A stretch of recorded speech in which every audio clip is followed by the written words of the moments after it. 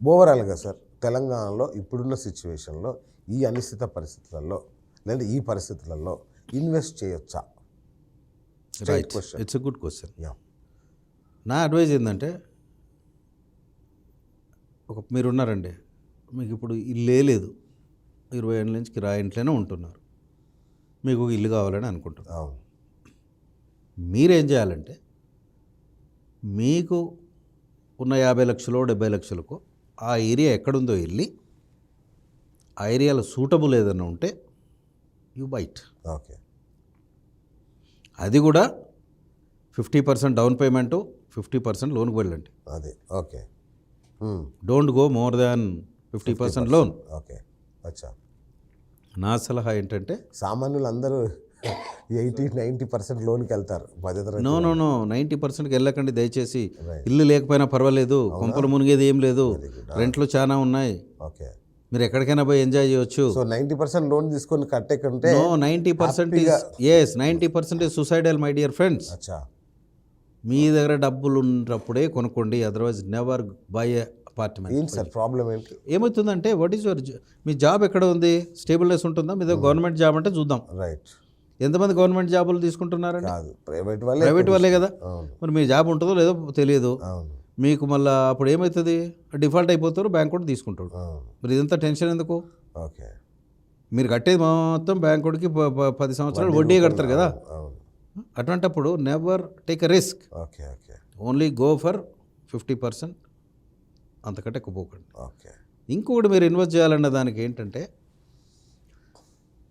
మీరు ఆల్రెడీ ఇంట్లో ఉంటున్నారు, ఓకే, మీరు హైదరాబాద్లో ఇంకో 5 సంవత్సరాల వరకు ఇన్వెస్ట్ చేయకండి. Okay, you got my point. అవును, ఇంకొక 5 సంవత్సరాల వరకు ఇన్వెస్ట్ చేయకండి. అచ్చా, ఇప్పుడు ఇంకో 5 ఏళ్ళ దాకా ఇన్వెస్ట్ చేయొద్దు. Forget about real estate. Okay, my sincere advice. Okay, మీకు నచ్చినా నచ్చకపోయినా, ఓకే, మీకు ఏమైనా డౌట్స్ ఉంటే వికిరియల్ వెబ్సైట్కి వెళ్ళండి, you call me, I will tell you. Okay. ఎప్పుడైనా ఇన్వెస్ట్మెంట్ ఎక్కడ చేయాలి? గోల్డ్ ఉందండి, ఫర్ ఎగ్జాంపుల్ సింపుల్ 10 grams ఇప్పుడంత 58, తర్వాత 59, తర్వాత 60,000, తర్వాత మళ్ళీ 57, మళ్ళీ 58. That balance is there no. More or less 10-20% deviation balance is there no. But the same balance is not with the real estate no. అవును. నేను ఒకటండి, బిల్డర్స్కి కానీ బయర్స్కి కానీ నేను ఒక సింపుల్ లాజిక్ అడుగుతాను. ఓకే, మీరు ఇదివరకు కొన్నారు 10 ఏళ్ల కింద, ఇప్పుడు ఏ రేట్ ఉంది మీరే వెళ్ళి ఒకసారి రీసెర్చ్ చేసుకోండి. ఓకే, పాయింట్ మీరు చేసుకోండి. అవును, మీరు కొన్నదానికి 100 రూపాయలు పెట్టుకుంటే మీకు అది 20% 30% పెరిగిందా చూసుకోండి. పెరిగితే అమ్మేసేయండి ఇప్పుడున్న ప్రాపర్టీని. ఇప్పుడున్న ప్రాపర్టీ కూడా అమ్మేసేయండి, మేక్ లిక్విడ్ క్యాష్. ఓకే, ఇది నా సలహా. ఇంకో సలహా, మళ్ళీ ఏదో వస్తుంది, మళ్ళీ డబుల్ అవుతుంది, డోంట్ వెయిట్. ఇప్పుడు ఎవరైనా కొనేవాళ్ళు ఉంటే 30%, మీకు 10,000 కొంటే 13,000 వచ్చింది, ఆ చుట్టుపక్క 15,000 అమ్ముతాను, sell it.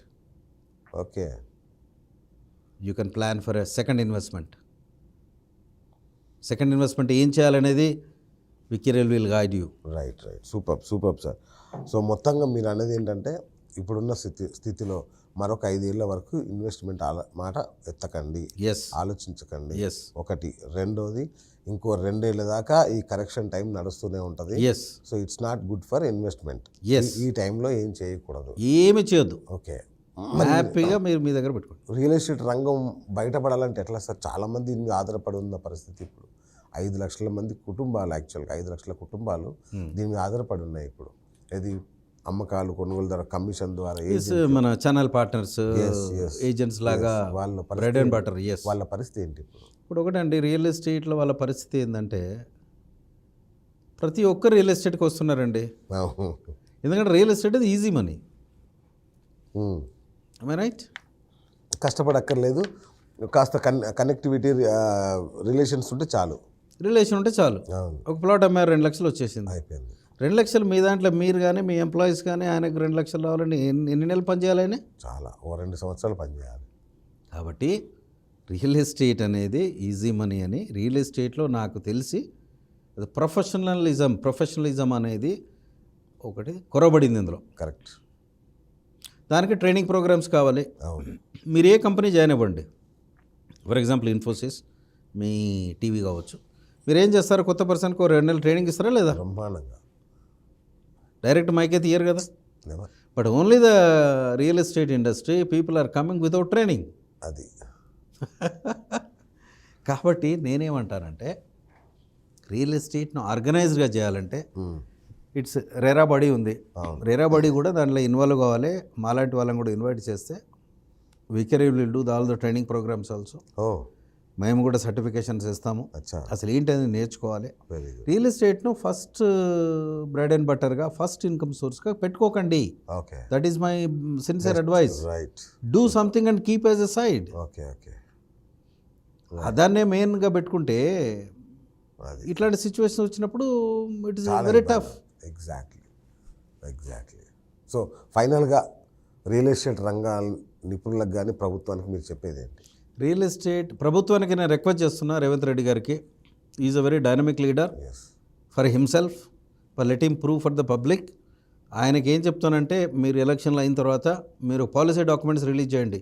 Every policy document, real ఎస్టేట్కి ఒక పాలసీ డాక్యుమెంట్, ఎడ్యుకేషన్కి ఒక పాలసీ డాక్యుమెంట్, ఎంప్లాయ్మెంట్కి ఒక పాలసీ డాక్యుమెంట్, హెల్త్కి ఒక పాలసీ డాక్యుమెంట్, పూర్ పీపుల్కి ఏంటి, what you're going to do, it's a policy document. రెండో పాయింట్ రేవంత్ రెడ్డి గారికి చెప్పేది ఏంటంటే, రియల్ ఎస్టేట్ ఇన్ఫ్రాస్ట్రక్చర్ దీనికి సపరేట్ ఒక బాడీ పెట్టండి, ఒక మినిస్ట్రీ పెట్టండి. లేకపోతే ఉన్న ఎఫెక్టివ్ మినిస్టర్స్లో ఆయనకు పోర్ట్ఫోలియో ఇచ్చేయండి. నాలాంటి వాళ్ళనో తెలిసిన వాళ్ళనో మానిటరింగ్ పెట్టుకోండి. Then we will give a report every month what is happening. మూడో పాయింట్ ఏంటంటే, రియల్ ఎస్టేట్ పరంగా మోసాలను అరికట్టండి దయచేసి. Being a real estate man, ఆయనకి అన్నీ తెలుసు కాబట్టి మాలాంటి వాళ్ళ సలహా ఇస్తున్నాం, మోసాలను అరికట్టండి. చాలామంది ఈ రోజుల్లో కూడా మోసపోతున్నారు. దానికి కంట్రోలింగ్ బాడీ ఉండాలి, ఎందుకంటే జనాలు టెంప్ట్ అయి కొంటున్నారు. It is not fair.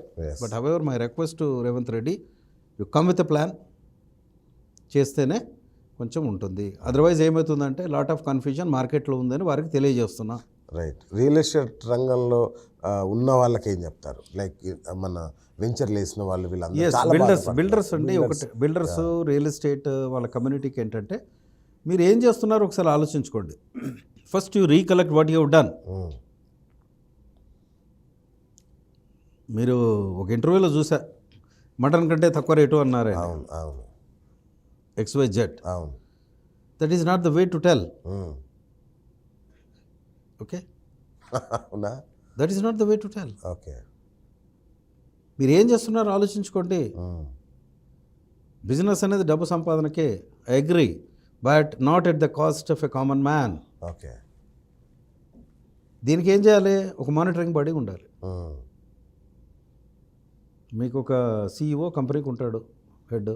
ఆయన ఎంప్లాయీస్ ఏం చేస్తున్నాడు, పంచింగ్ ఉందా, వస్తున్నారా లేదన్నా, ఈ will monitor. No, that should be a body to monitor the builder community also. Okay. ఇవన్నీ కోఆర్డినేషన్ ఎట్లా బయటపడాలి? ఓకే, అది ఓకే. ఇప్పుడు ఇన్వెస్ట్ చేసి కూర్చున్నారు, పాపం భయపడుతున్నారు, టెన్షన్ పడుతున్నారు, ఆఫీసులు నడపలేక, వాళ్ళని పోషించలేక ఇబ్బంది పడుతున్నారు. వీళ్ళకి బయటపడే మార్గం ఏమైనా ఉందా? బయటపడే మార్గం అంటే ఒకటేనండి, వెరీ సింపుల్. అది ఇది కామన్ మ్యాన్ అడినే చెప్తాడు, నేను చెప్పాల్సిన అవసరం లేదు. ఓకే. నాకు అప్పులు బాగున్నాయి, నడపలేకపోతున్నా, ఏం చేయాలి? 50% డౌన్కి అమ్ముకోండి. ఓకే. 1000 అపార్ట్మెంట్లు ఉన్నాయి, ఒక 500 అపార్ట్మెంట్లు తక్కువ రేటుకి అమ్మేసుకోండి. Okay. That is only the solution. Okay. ఇప్పుడు ఆ సిచ్యువేషన్ ఉందా? అదే ఉంది కదా. ఇప్పుడు కొంటారా? తక్కువ ధరకు అమ్మేస్తే కొంటారు కదా. డిస్కౌంట్లో తగ్గిస్తే మీకు ₹1,00,00,000 అపార్ట్మెంట్ 60-65కి ఇస్తున్నాము. సరే, నాకు నో ప్రాఫిట్ నో లాస్ కింద, సరే కొంత పోయినా పర్వాలేదు, సరే నాకు లిక్విడ్ క్యాష్ వస్తుంది అనే పరిస్థితిలో జనాలు విల్ కమ్ ఫార్వర్డ్. కొంటారు. ఇంకో మెయిన్ పాయింట్ కూడా నేను హైలైట్ చేస్తాను. బ్యాంకర్స్ కూడా చాలా కరెక్ట్ వేలో పోవట్లేదని నా ఆలోచన. ఎవరు పడితే వాళ్ళకి లోన్స్ ఇస్తున్నారు, మార్టిగేజ్ పెట్టుకుని బిల్డింగ్స్ ఫండింగ్ ఇస్తున్నారు. ఓకే. పేర్లు చెప్పను కానీ ఫండింగ్ ఇస్తున్నారు. ఓకే. ఇవ్వకూడదు అట్లా? ఇవ్వచ్చు. ఇప్పుడు మీకు లోన్ ఇస్తున్నా నేను, మీరు 1000 అపార్ట్మెంట్ కడుతున్నారు, దానికి ఫండింగ్ ఇస్తాను నేను, అప్పుడు మీది మార్టిగేజ్ పెట్టుకుంటా. ఓకే. కానీ అది అమ్మకపోతే ఏంటి పరిస్థితి? నా ఫండ్ది మీరు ఎక్కడి నుంచి కడతారు? శ్రీనివాస్ గారు, ఏమైంది మీకు 500 కోట్లు ఇచ్చిన అంటే, సార్ మీ ముందే ఉన్నది కదా సార్, అది పోతలేదు, నేనేం చేయాలి సార్ అని మీరు అంటారు. నష్టపోయేది ఎవరు? బ్యాంకు. బ్యాంక్ అంటే ఎవరిది? పబ్లిక్ది. నువ్వు ఫండింగ్ ఇచ్చేటప్పుడు ఆయన ఏం చేసిండు, ప్రీవియస్ ఏం చేసిండు, ట్రాక్ ఏం చూస్తున్నావా? You are not doing all those things. That's the reason banks are going to hit. కాబట్టి బ్యాంకర్స్ కూడా చాలా జాగ్రత్తగా ఉండండి. Okay. Bankers, builders, government, public opinion, public experts like you and me, 4 pillars కలిసి ఒక డెసిషన్ తీసుకుంటేనే అవుతుంది. Super sir, super. లేకపోతే it will go like this. మళ్ళీ ఇలాగే ఉంటుంది, ఇదే స్తబ్దత, ఎక్కడ వేసిన గొంగలు అక్కడే అక్కడే ఉంటుంది.